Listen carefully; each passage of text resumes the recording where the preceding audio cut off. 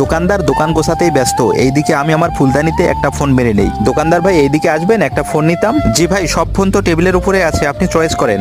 ভাই এই ফোনটা কত টাকা রাখবেন বলেন তো? ভাই আপনি যদি এই ফোনটা নেন তাহলে আমি 2 লাখ টাকা রাখতে পারবো লাস্ট দাম। এটা শুধু আপনার জন্যই, আরো একটু লো প্রাইজের হলে আপনি এটা নিতে পারেন। আমার কাজ তো আমি সেরে ফেলেছি, যে করেই হোক এখান থেকে বের হয়ে যেতে হবে।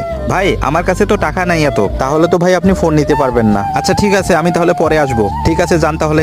আরে আমার এখানকার ফোনটা কোথায় গেল? ভাই দাঁড়ান দাঁড়ান। দোকানদারের ডাক শুনে সে পেছনে না ঘুরে এক দৌড়ে চলে আসে বড় ভাইয়ের কাছে। বড় ভাই আজকে একটা লেটেস্ট ফোন মেরে দিয়েছি। বলো কি রে, সে ফোন কোথায় রেখেছো? এই যে ভাই ফোন। বাহ দারুন তো, এটা তো আইফোন 15 প্রো ম্যাক্স। ভাই আমি ওই আইফোন টাইফোন বুঝি না, এটা একটা দামি ফোন, এইটাই বুঝি আমি। ও তাই নাকি? আচ্ছা ঠিক আছে, ফোনের কি লক জানো তুমি? ভাই আমি ওগুলো লক ফক জানি না। তা কি করে জানবি? তুই তো ফোন চুরি করে এনেছিস।